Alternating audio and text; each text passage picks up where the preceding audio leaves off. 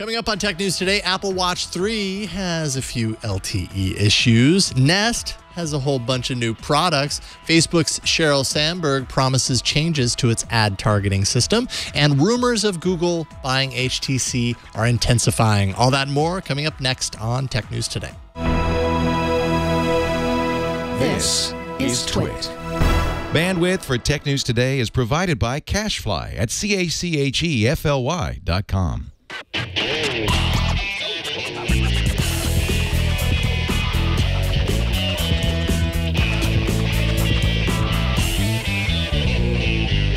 This is Tech News Today, episode 1857, recorded Wednesday, September 20th, 2017. This episode of Tech News Today is brought to you by Ring Video Doorbell. With Ring, you can see and talk to anyone at your door from anywhere in the world using your smartphone. It's like caller ID for your home. Go to ring.com/TNT and get up to $150 off a Ring of Security kit. Welcome to Tech News Today. This is a show where we tell you the tech news and we use you as a clearinghouse for our ideas that we have for new apps. Today we're testing out an app called John Den VR, like John Denver. If you like it, let us know. We're not exactly sure, but it's some sort of VR, including John Denver, the late John Denver. That's all we know is that the name is creating the product, John Den VR. Yeah. So let us know what you think. That's part of the show today. Yeah, and we're thinking it could be a guitar, instructional guitar experience, and that could be GUIT and then capital AR, because you could place John Den VR on your table with a guitar in his hand, showing you how to play. It's a total immersive John Denver experience. It's the experience we've always wanted. Right. I mean, we love our jobs, but, you know, just in case, we always have an out with the John Den VR. It's good to have options. All right. Whoa. Shall we get to the news? I'm Megan Maroney. Oh, I'm Jason Howell. Yes, let's get to the news, Megan Maroney. The Apple Watch Series 3 with cellular is out. The reviews are also out today. It's about time. Get it? Time. That was good. Many reviewers, including friend of the show, Serenity Caldwell, ran into some LTE problems, which Apple confirms, and which Serenity calls an existing Wi-Fi bug that prevents the watch from connecting to networks. The software bug makes your watch attempt to connect to public Wi-Fi networks that require login prompts or terms of service agreements, like the ones you might have seen at Starbucks or McDonald's. Your watch can't actually connect to these on its own, but it doesn't stop them from thinking that they are connected and then not connecting to available LTE networks. For the average person, this just means, hey, I just bought this $500 watch and it doesn't work like it's supposed to. Apple told Lauren Good at The Verge that they're exploring a software fix. As Serenity also points out, this would not be a problem if Apple let us authenticate Wi-Fi networks locally on the Apple Watch with dictation. They do not do that yet, but they might in the future. So there's some other features that that people are coming up against. You can't connect to a new Wi-Fi network on your watch unless your iPhone is present and connect to it. So you can connect to you're ideally supposed to connect to any cell network when you're out in the world. Well, your cell network. The watch tries to save battery. That's why it's doing this. So it always is connecting to Wi-Fi instead of cellular. So that's what it's aiming for when it can connect to the Wi-Fi.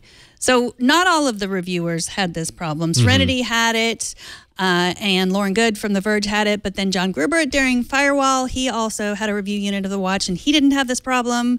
And also Nicole Nguyen at BuzzFeed also didn't have this problem. Well, at least there's that. The unfortunate thing is today's the day that the embargoes lift. These are the articles that are going to follow this this watch around for a really long time. And like The Verge, Lauren obviously experienced this, and it was a big part of her review. She had to give it a 5 out of 10, which, I mean, is kind of crazy. I mean, it's just super unfortunate. This is like one of the key features of the device, and I'm convinced that this is just poor timing, poor, combination of events, the release of the watch and this issue appearing for some people. But I mean, it's gonna leave an effect on the internet. I don't know how much of an effect it's actually going to have on sales, though, because they're going to figure this out. I mean, it's not like Apple's not going to address this. They're working on it.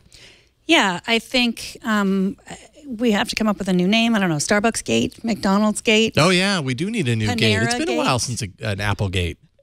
Well, apparently, my question is, before I read that other people didn't have this problem, I was like, did anyone take it to a McDonald's or a Starbucks? Does no one does no one that works at Apple that had these review units go to Starbucks? Do they not do that? But apparently it might just be on like certain networks. It might be, well, Apple says it's a software problem, so it's not.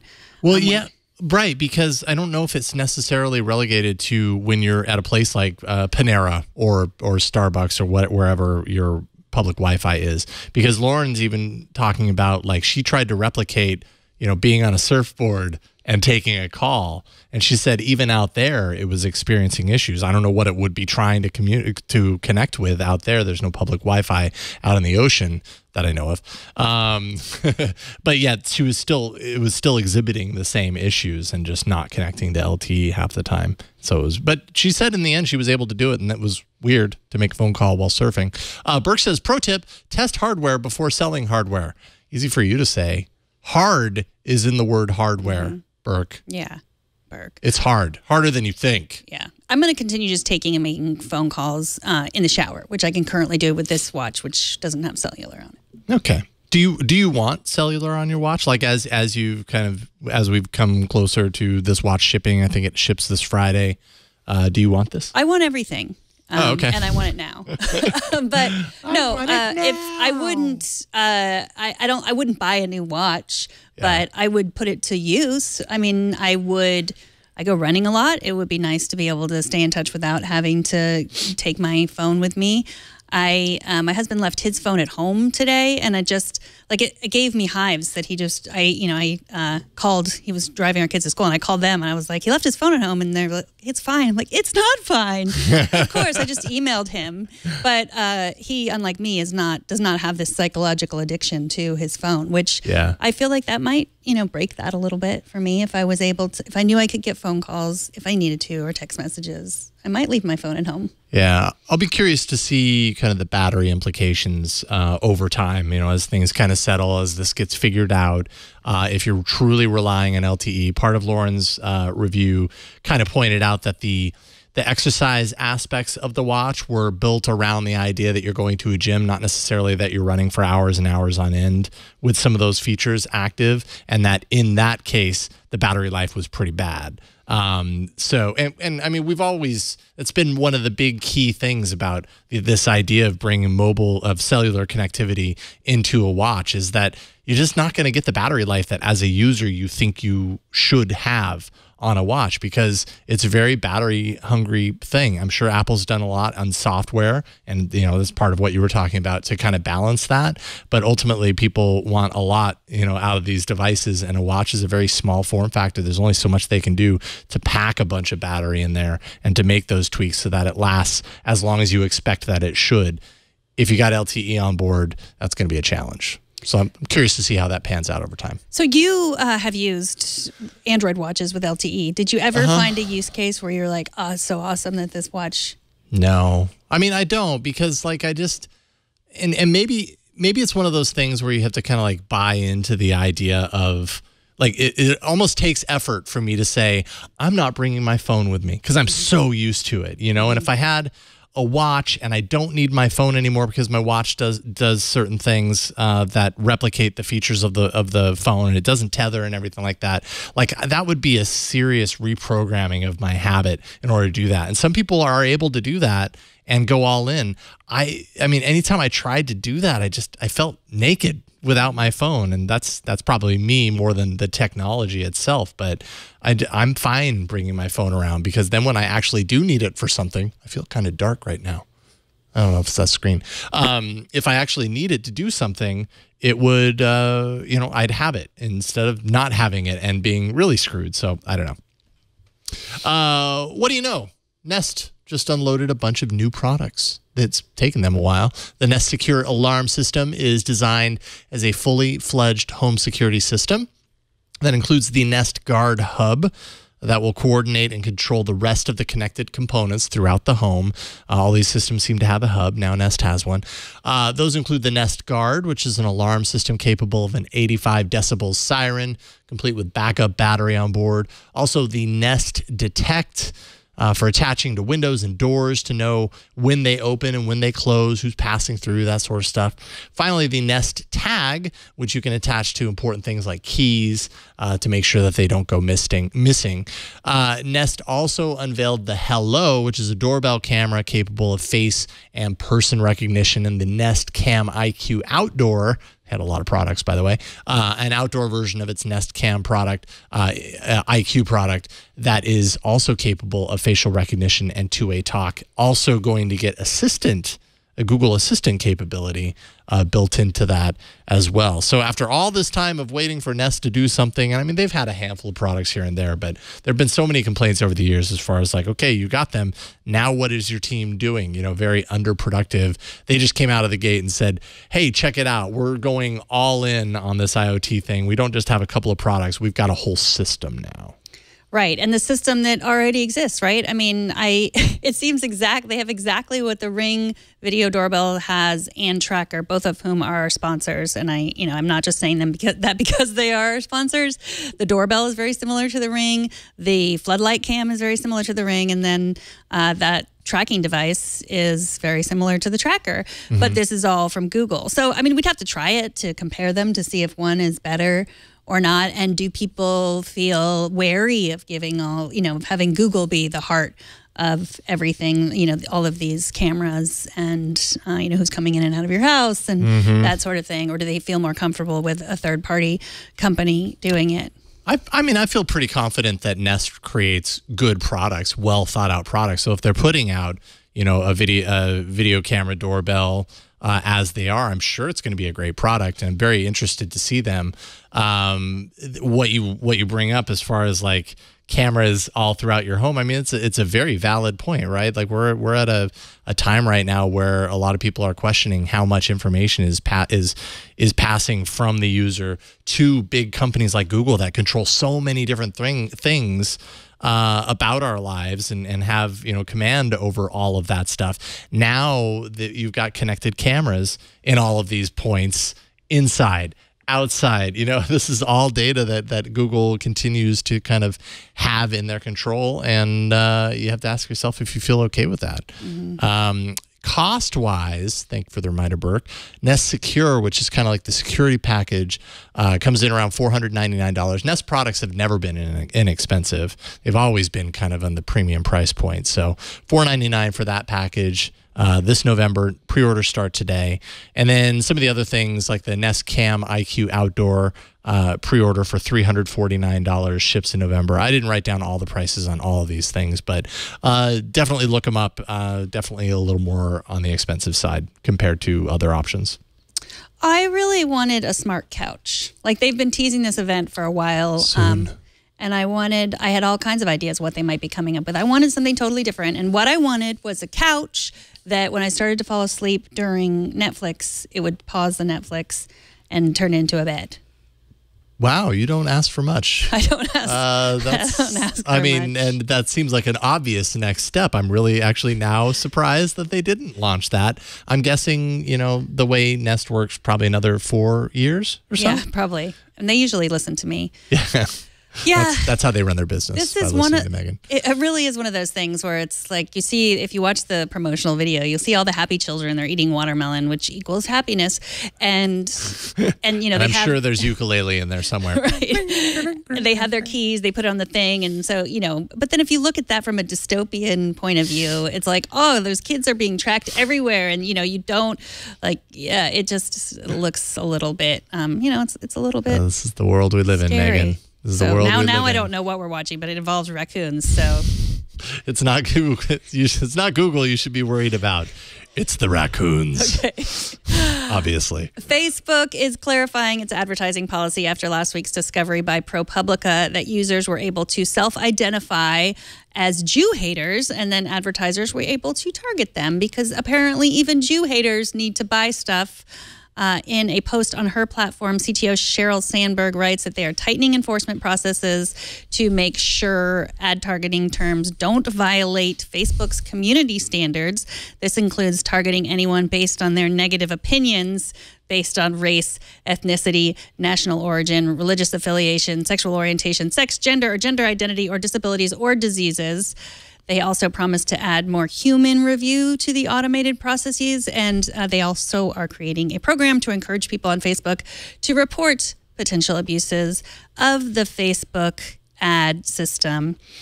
So they've shut down what they called self-identifiers. So I think when we first reported this story, I thought that they were just taking words out of things that people have shared. But this is really people were saying, my interests are killing all Jews, and so then they were using those interests to target because people had some bizarre interests and also some offensive interests. That users were posting onto their own They profiles. were saying I'm interested in Insane Clown Posse and, Right. also Jew hating. I mean, not that those two things are related. I'm not saying that. People can have varied interests.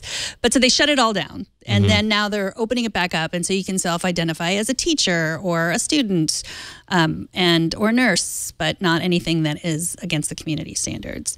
I think personally, all algorithms should assume that everyone is horrible and then work from there.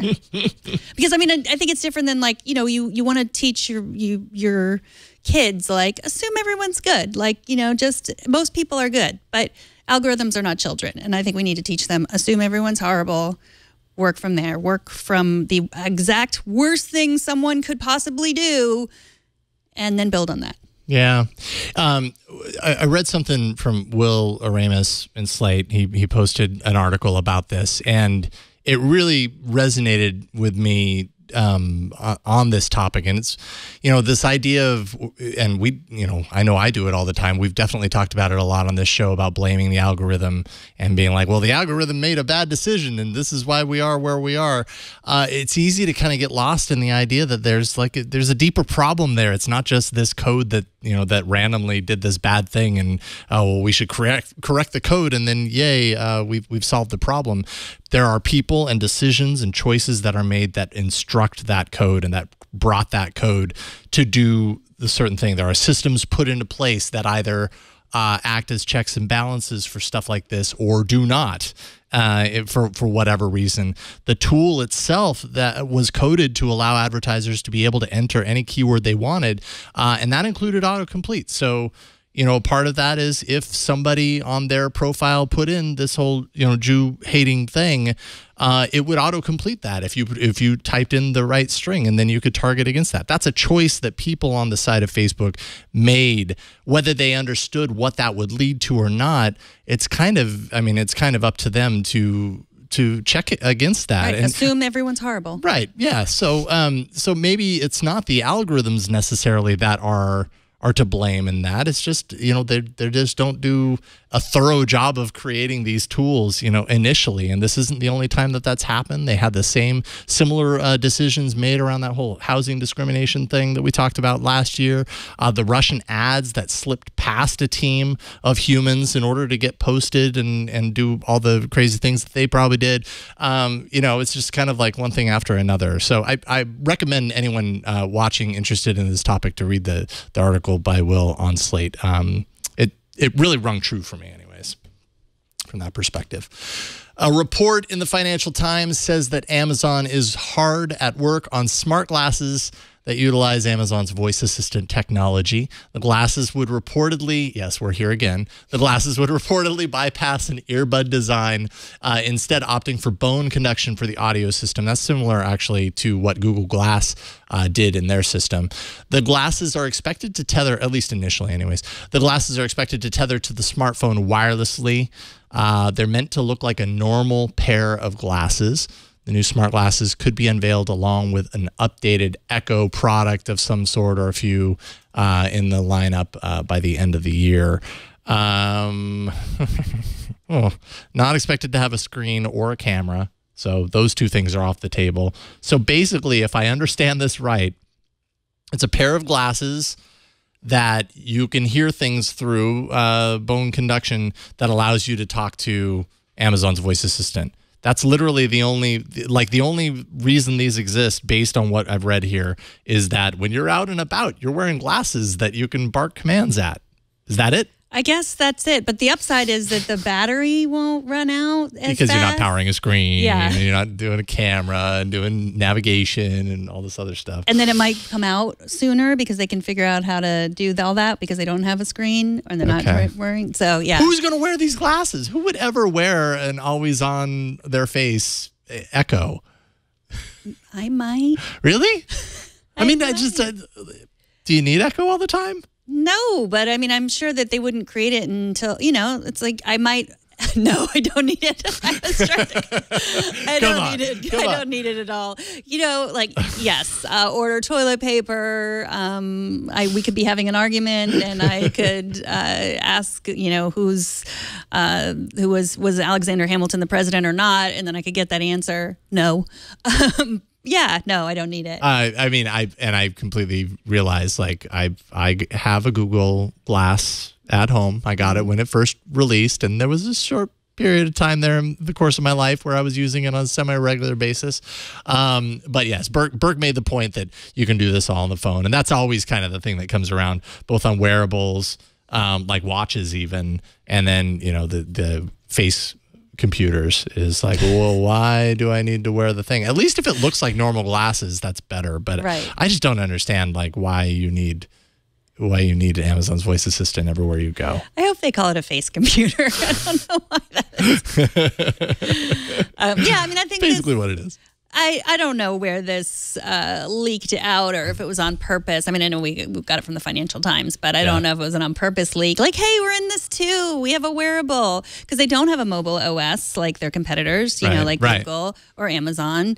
The spectacles they were fun while they lasted. Wow, that fizzled out fast. I know no one who regularly uses them who actually bought some. So I don't know. I mean, yes, no, I like having my my dots, my Echo Dots all over the house. Mm-hmm. But it's because I like to use them for house things, like replenishing, toilet paper and also listening to podcasts and stuff like that. But yeah, walking around in the street, I'm conflicted on this one. Apparently, the founder of Google Glass, Babak Parviz, is on the team for this project, along with a number of other glass researchers. So there's a lot of crossover here between what glass was developed, who glass was developed by with Google, and what you have here. So Financial Times also mentioned, by the way, a new Echo Protect security camera as a possible year-end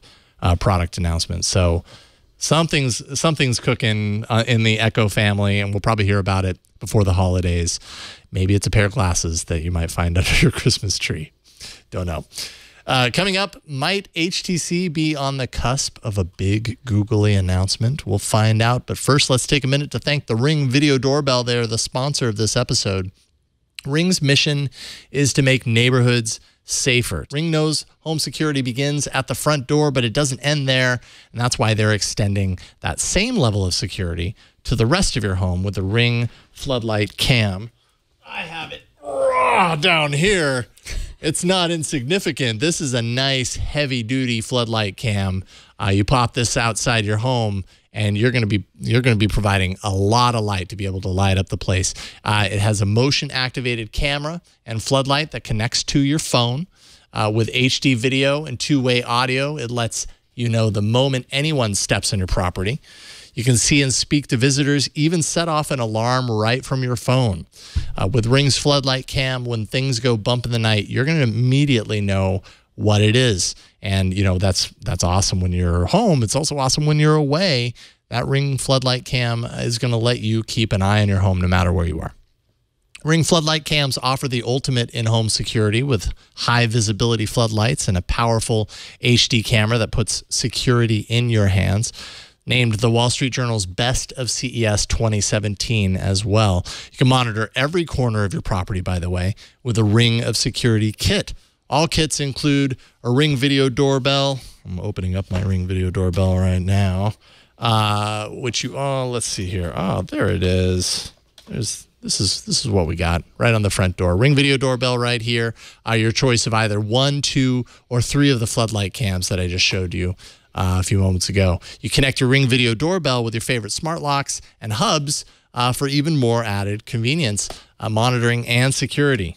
It's all about the Internet of Things, providing all of these points to keep your home even more secure. With Ring, you're always home. Save up to $150 off a Ring of Security kit when you go to ring.com/TNT. That's ring.com/TNT. And we thank Ring for their support of Tech News Today. More and more signs are now pointing to a pending shift in HTC's future, and it sounds likely that Google might actually be in the mix. Joining us to discuss this is Ryan Whitwam, who wrote an article on the topic for Android Police. Welcome, Ryan. Hey, thank you for having me. Absolutely. It's awesome to get you on. So HTC made a big change, I think it was today, related to the trading of its stock. Explain what happened there, what that seems to be signaling anyways. So HTC, which is based in Taiwan, they announced that trading of their shares would be suspended tomorrow, Thursday, which is just a couple of hours away there now, I think.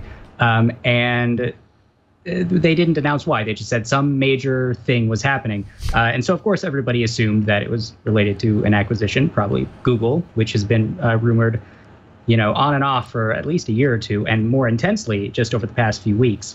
And there were a few other leaks, not sourced, but, people familiar with the matter say that it's Google. Which would make sense. There aren't really a lot of companies who would have an interest in picking up all or part of HTC.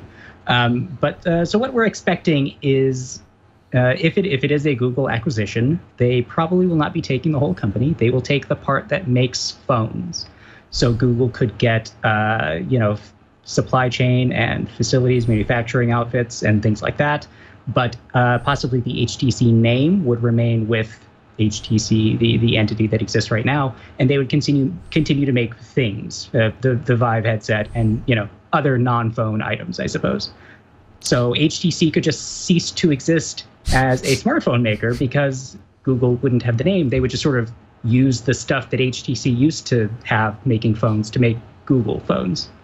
And control a lot of the production chain that goes into it, because as we believe to know, as we have picked up over many leaks that have happened, including yesterday's big leak around the Pixel 2, is that HTC is involved with at least the smaller of the Pixel devices. HTC did last year's Pixel devices as well. Is that the advantage here, that it basically puts Google in control of its own destiny as far as its hardware is concerned?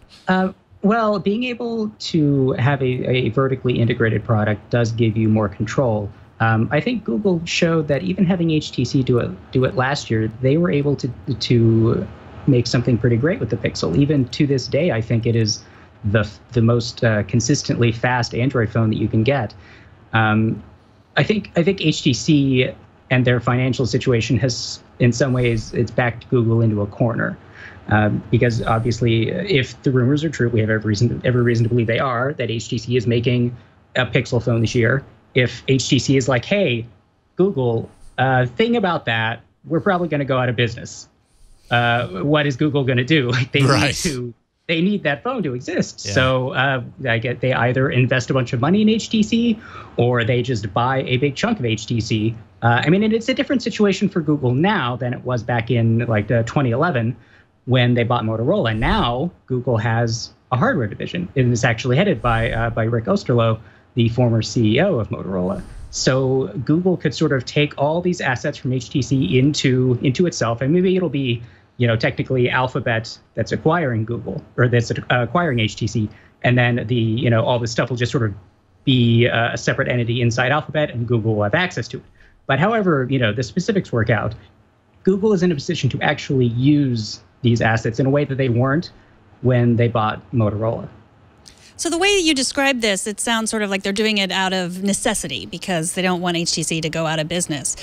Is it possible that they would be doing this in the future? Is this a sign of things to come where they'll continue to buy up hardware companies? I would think that Google doesn't want to have to, but But they've never really been set up to make their own hardware before. And it's possible that acquiring HTC would give them what they need going forward. And hopefully there aren't Android OEMs that are crashing and burning every few years. That would probably be. Although you never know in this day. Yeah, I mean, HTC's fortunes really turned around there. I mean, they made the first Android phone in 2008, and they were a big player for a long time. But I mean, just this year, I mean, the U11 was a good phone. I think if you look at it in a vacuum, without considering the other things that are out there, it's a fine phone. People could carry it and be happy with it. But the demand has already dropped off, and HTC's revenue at this point is 50% lower than it was last year at this time. And last year wasn't very good. Mm-hmm. Yeah, I think it's dropped something like 90 some odd percent. Their stock value has dropped 90 some odd percent since 2011, when they were kind of at their peak. Which is just so dramatic and so unfortunate. I've always loved HTC's kind of design aesthetic, but that hasn't resonated in recent years. A lot of competition on the higher end devices in that same category. I think they made some errors in judgment in the 2014, 2015 era. They made some phones that had pretty obvious hardware problems and gimmicky features that people didn't really buy into, and they may have burned a lot of the goodwill that they had before that. Right. So, even though like the HTC 10 last year, I liked that phone. I thought it was a very nice phone. But they haven't been able to get carrier deals for the last 2 years. Right now, you can only get the U11 on Sprint, and Sprint will take pretty much anything. No offense to the Essential phone. Oof, man, that was a rough burn. So, I mean, I know that with the Pixel phone, from what we're hearing anyways, is that like last year, I mean, was it exclusive to Verizon last year as far as carrier availability was concerned? Yeah, I'm hearing that now this year too. Yeah, Verizon was the only carrier you could buy from directly, but the Google Store had it, and they had payment plans on the Google Store. So, you could get it in a sort of carrier-ish way, which I think kind of saved the phone from being, kind of just, a showboat thing for Google. Right. It was actually something people could buy. And so the HTC phones right now, if you're not on Sprint and you want to buy a U11, you go to HTC's website and pay $700 for it, and that's just how it is. Nobody should do that right now, though. By the way, don't do that. Probably not a good idea. Why would Vive not be part of this? Because when I think about it, Facebook has Oculus. They have their premium VR platform. Google, I feel like, could totally, use Vive. They've got their smartphone VR platform. Why not have a premium in the Vive? I guess maybe it's just that HTC isn't interested because that's actually doing okay. I feel like, I'm not really sold on the way that desktop VR works right now as a long-term proposition. But it's possible that Google would totally be interested in taking that. Yeah. But HTC sees it as something that, even if it's not pulling in a ton of money right now, it's something that could in the future. And it is at least still a product that investors are willing to throw money at, which is not something you can say for HTC's phones. Right.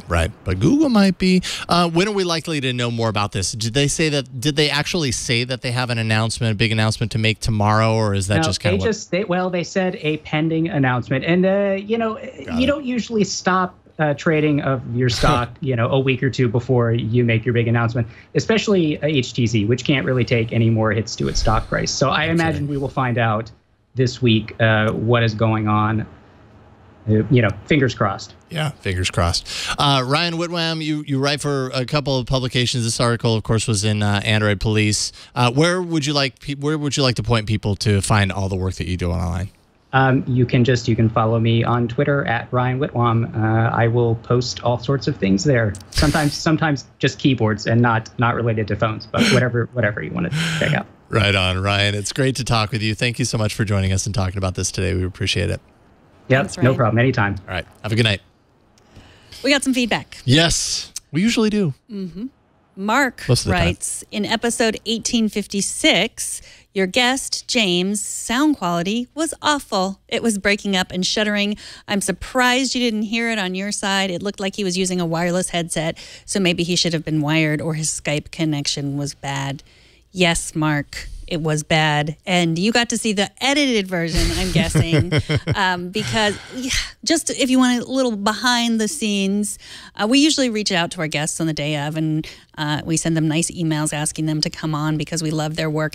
And we ask them to be on a wired connection. And sometimes they say they don't know if they can be, and then I do something like this, which if you're only listening, I'm crossing my fingers and shutting one eye, hoping that it's going to work out. And yesterday it really didn't work out, and so we probably should have stopped down because most of you probably listen. There's probably more of you listening than watching. We probably should have just shown a picture of him for those of you watching and just gotten his audio so it could be better, because we know that, bad audio just stinks. Yeah. Like, it drives everyone crazy. So we apologize. We thank Kevin for editing as much as he could out of, because I'm sure what you heard was not nearly as bad as what we heard. And we thank James Martin from CNET for his time and his beautiful photos.